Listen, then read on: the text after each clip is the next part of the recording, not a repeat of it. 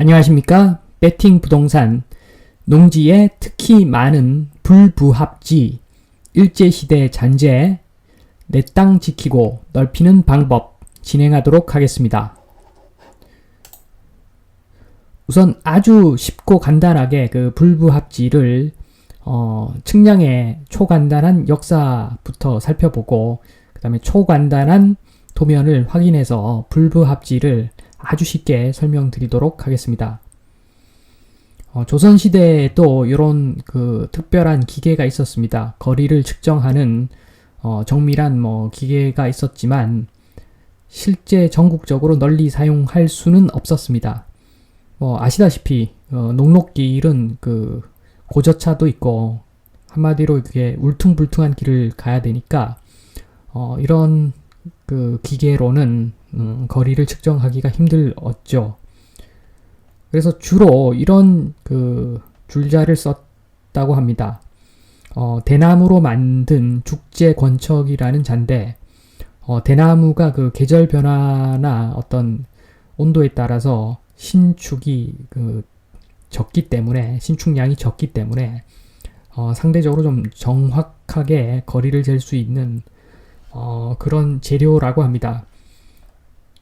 그래서 그림과 같은 형태로 만들어서 어깨에 메고 다니면서 이걸 풀어서 거리를 쟀다고 합니다. 이 죽재권척은 거의 1970년 정도까지도 사용했다고 합니다. 그리고 조선시대에는 그 말하자면 그 땅문서라고 그러죠. 땅문서. 이게 지금 보시는 그림이 그 땅문서의 한 형태인데 보시면은 주로 글로 써 있고 그 아래 보시면 지도라고 하기에는 조금 해당 필지만 대략적으로 그린 것으로 보이는 그런 아주 간단한 초간단한 도면이 있습니다. 그래서 조선시대만 하더라도 좀 어떻게 보면 이런 지적 관련 제도가 아주 정밀하게 운영된 것은 아닌 것 같습니다. 그러다가 지금 보시면 그 1918년, 1930년 그러니까 개화기로 오면서 어떤 대장도 만들고 실제 그 필지와 필지 사이의 경계도 어느 정도는 나타나는 그런 도면을 그리기 시작한 것 같습니다. 그래서 이것은 일제 시대라서 그런 게 아니라 일본이 우리를 지배하던 시대라서 그런 게 아니라 시대가 흘러가면서 세상이 발전을 하니까 만약에 그 조선 시대가 계속 유지됐더라도 이런 형태로 아마 뭔가는 조사를 해서 자료를 남겼을 것 같습니다. 그래야지 현대적으로 그 나라를 통치할 수 있기 때문에 이렇게 누가 됐든 간에 이렇게 만들었겠죠. 이런 자료를. 그래서 이때만 하더라도 조선시대보다는 조금 낫죠. 그래도 지금 보시면 이게 평판 지금 사진에 보이는 그 중간이 그 평판입니다. 평판이고 또 한 명이 또 폴대를 들고 있는데 이런 도구들을 아주 간단하지만 이런 도구를 사용해서 측량을 하기 시작했습니다. 평판이 어떻게 생겼는지 보면 이렇습니다. 지금 평판이 있고 도판이 있고 그 다음에 엘리데이드라는 기계가 핵심이죠. 이 엘리데이드를 한번 보면 이렇게 생겼습니다. 시중 구멍을 통해서 폴대의 높이를 인지를 하는 거죠. 시준을 해서 보고 그 다음에 자체적으로 자가 이렇게 설치되어 있어서 비례식으로 그 실제 거리를 측정하도록 되어 있는 도구입니다. 엘리데이드.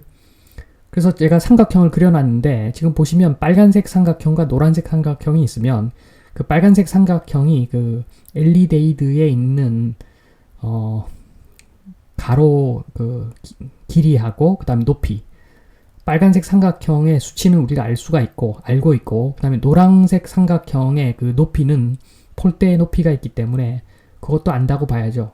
그렇게 해서 비례식으로 실제 거리를 구하는 그런 구조인데, 뭐 아시겠지만 이렇게 측량을 하면 오차가 좀 생기죠. 차라리 뭐 줄자로 땡기는 게 더 정확한데, 그럼에도 불구하고 이런 도구를 쓸 수밖에 없는 이유는 전국적인 어떤 측량을 하다 보면 그 땅이 그 울퉁불퉁하기 때문에 줄자를 다 땡길 수도 없고, 지작물도 있고 뭐 하천도 있을 수 있고, 그래서 이런 도구를 쓸 수밖에 없겠죠.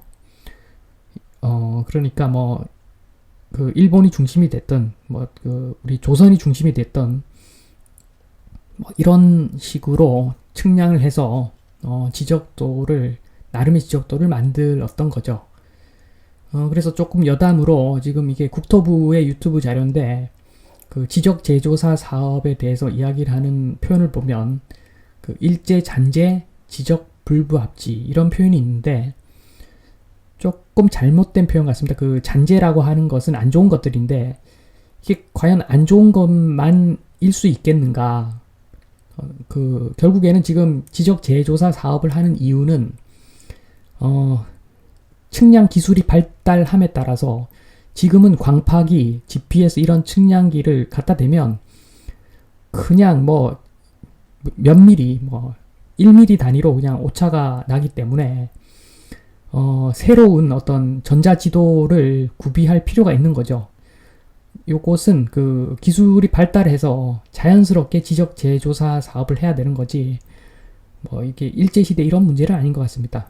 물론 뭐 일본의 수탈에 대해서는 비판해야 되는 것이 명확하지만, 요런 것까지도 뭐 일제 잔재 이런 표현을 쓰는 것은 조금 지나치지 않나. 사실을 좀 왜곡하는 것 같다, 제가 봤을 때는. 그래서 그 요즘 그 부동산으로 우리 국민들을 괴롭히는 거 보면 정말 그런 거나 잘해야 되는 거지, 이렇게 그 일본 이야기할 것이 아니라 지금 그 국토부부터 잘해야 되는 거죠, 사실은. 그래서 요거를 그 여담으로 자료를 넣었고, 이제 그 간단한 도면을 한번 보면 지금 보시면은 그 불부합지의 그 도시에 있는 예인데, 보통 도시에서 뭐 건축 행위를 하다 보면 요런 문제가 한 번씩 발생합니다. 지금 그림에서 그 까만색 부분이 도로이고, 그 다음에 빨간색 부분이 실제로 이제 측량한 결과에 따른 그 지번의 땅 모양입니다. 그리고 파란색 네모, 노란색 네모, 주황색 네모, 초록색 네모, 이 부분이 실제로 지금 땅 주인들이 점유하고 있는 형태입니다. 그래서 이것 같은 경우에는 단순히 그냥 그 측량이 좀 밀렸죠. 면적에는 변함이 없고 그냥 밀렸기 때문에, 파란색 땅 같은 경우에는 지금 사실은 그 도로 부지를 좀 침범해서 땅을 쓰고 있고, 대신에 옆에 노란색 땅에다가 자기 땅을 좀 뺏긴 상태죠. 뭐 합하면 똑같은 거죠.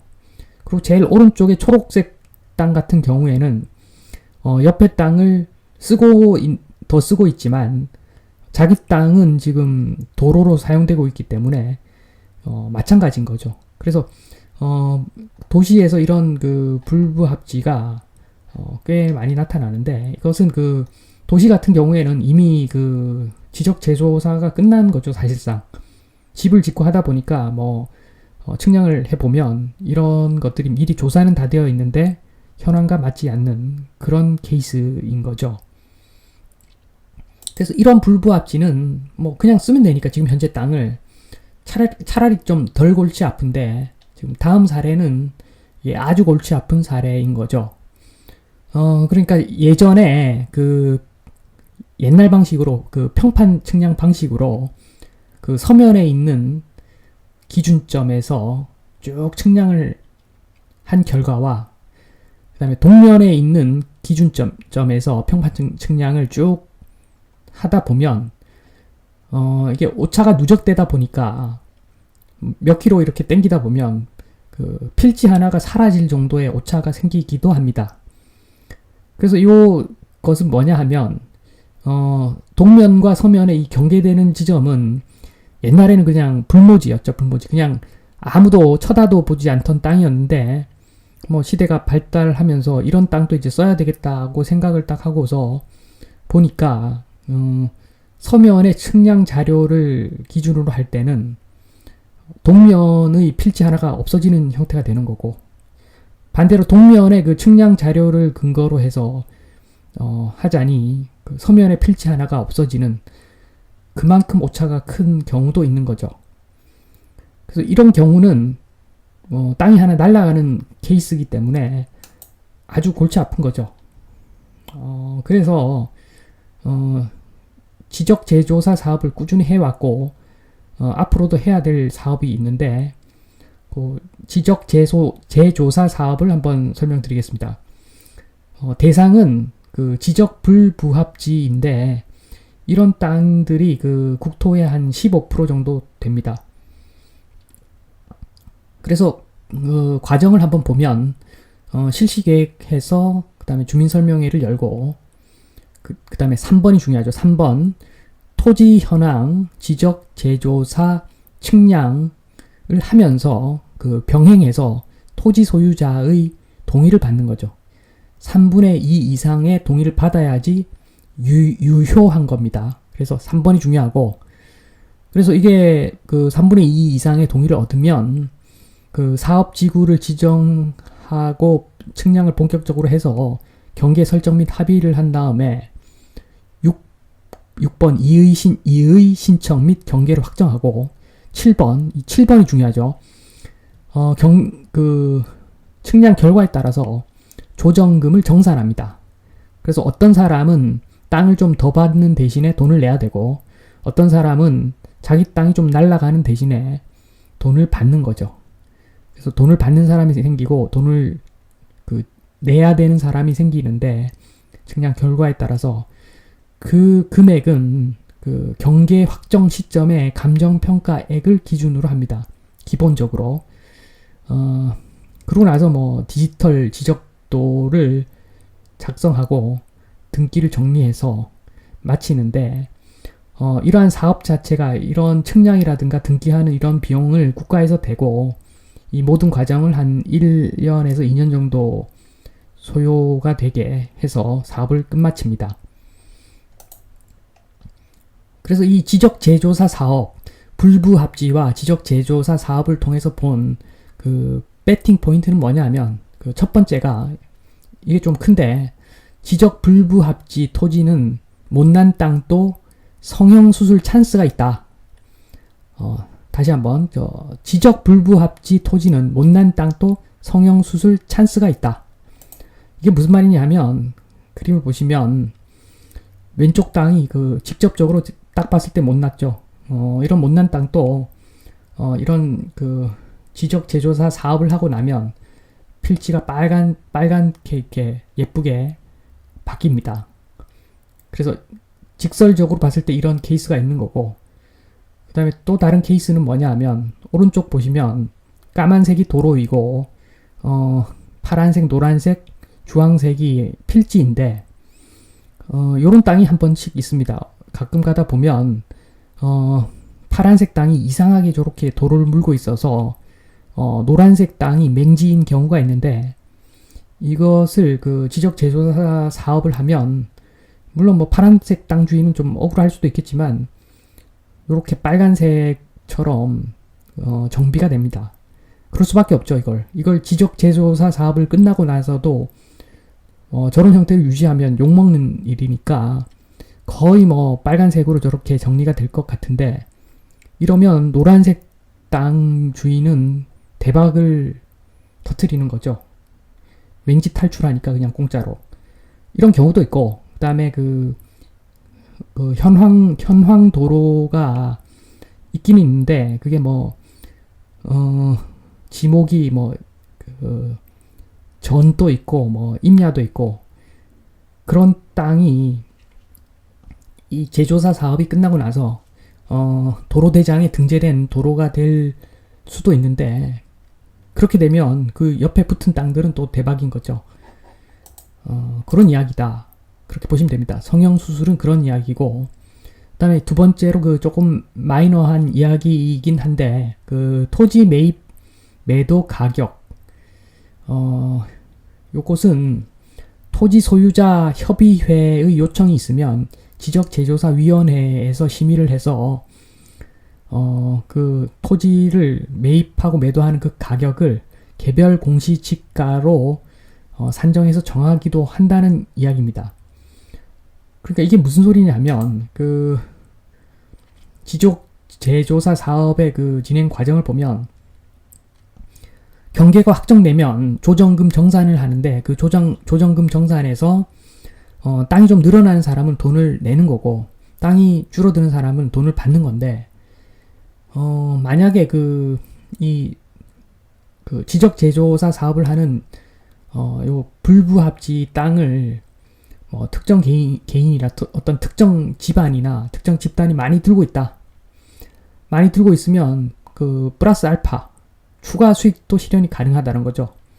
그러니까 가만히 보니까 내가 그 지적재조사 사업이 끝났는데 우리가 돈을 더 내고 추가로 받게 되는 땅이 꽤 넓은 겁니다.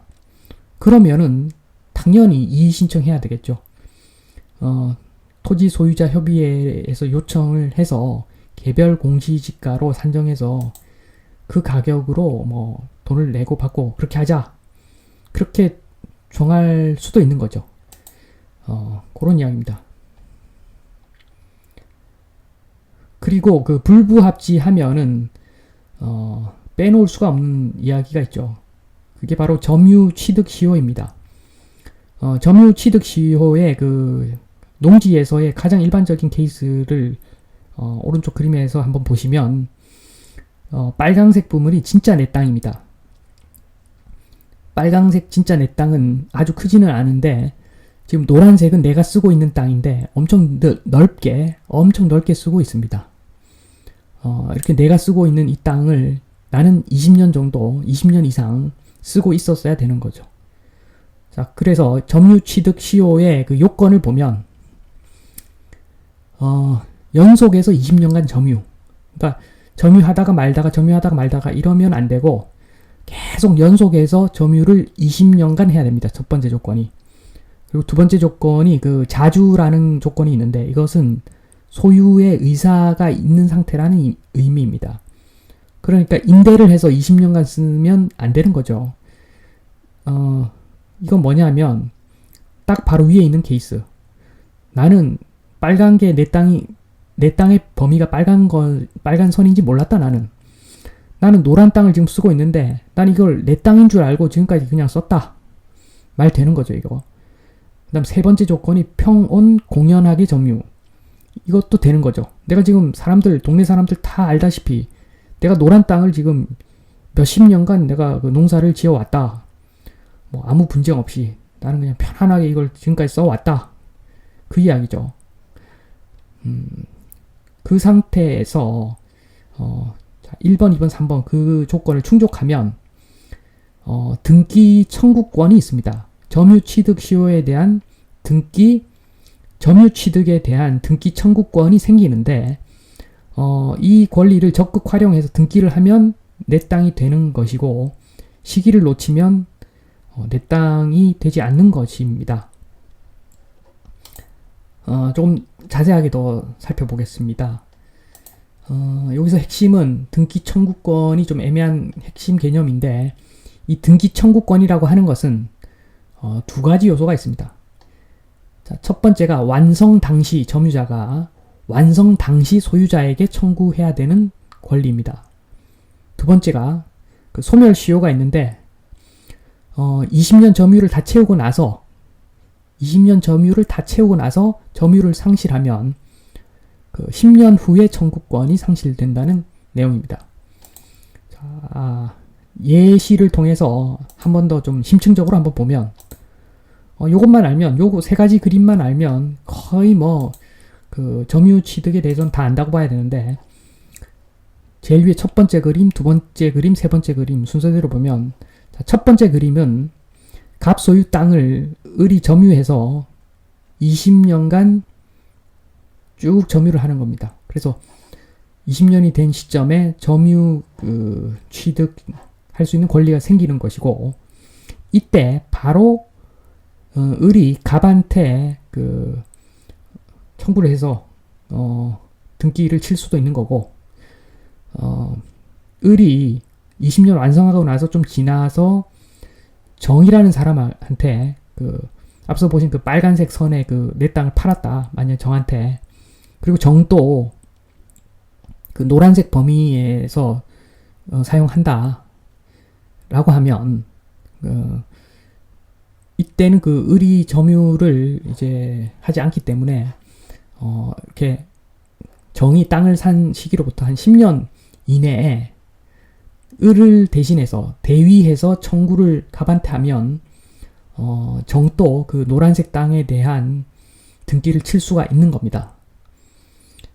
이게 첫 번째고, 두 번째 그림 보시면 마찬가지로 을이 20년 점유해서 취득시효가 그러니까 점유 취득 권리가 생기는데, 점유 취득에 대한 청구 권리가 생기는데 이 20년이 되기 전에 갑이 병한테 소유 등기를 넘긴다, 매매한다, 또는 뭐 상속이든 매매든 등기가 변한다, 병으로 갑 소유에서 병 소유로 바뀐다 라고 하면 을은 병에게 청구 가능합니다.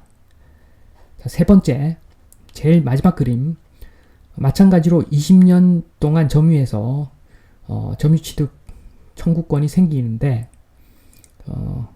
이 생기고 나서 20년 점유하고 나서 바로 이 등기를 쳐야 되는데, 을이 미적미적 하는 사이에 갑이 병한테 소유권을 넘깁니다.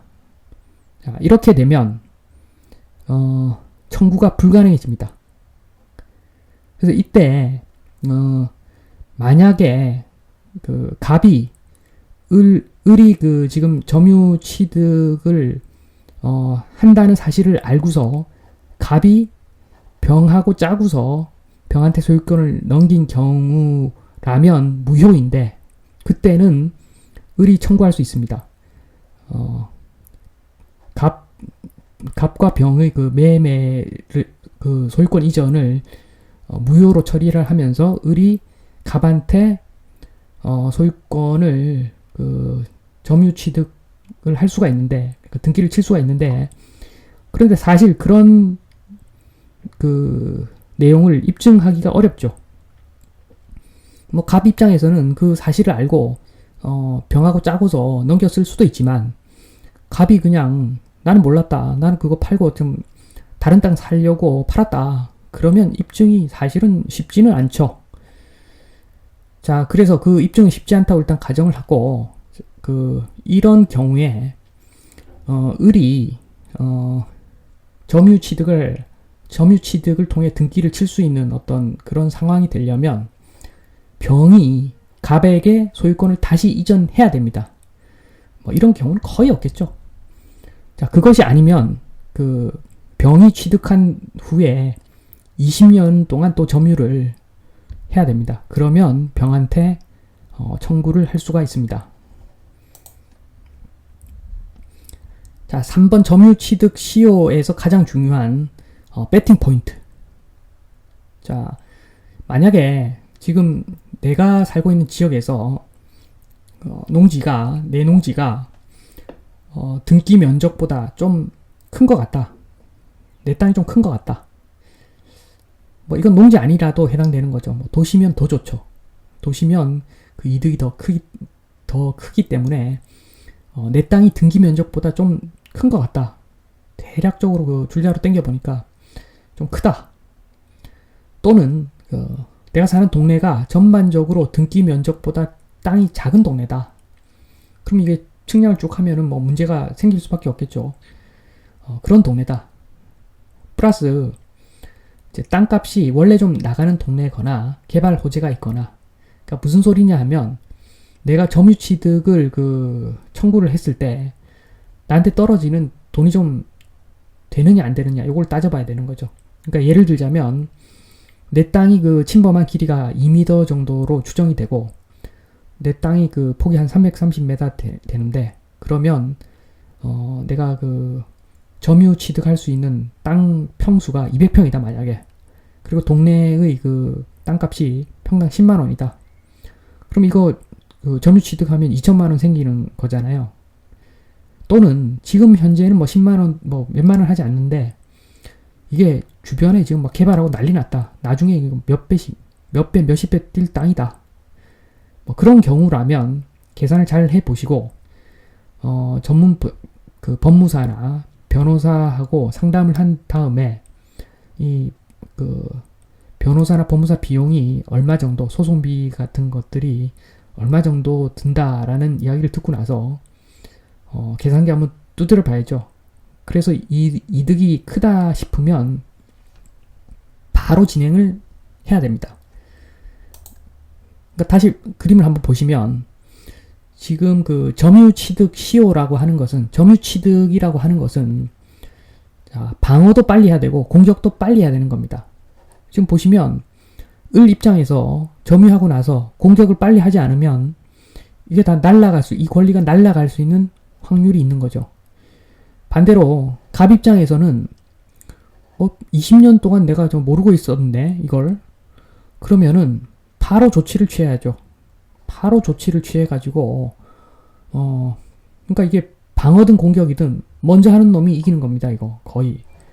그렇기 때문에 자기가 지금 특히나 농지 같은 경우에 이게 그 넓다 보니까 1, 2m 그 넘어간 거 잘 모르지 않습니까?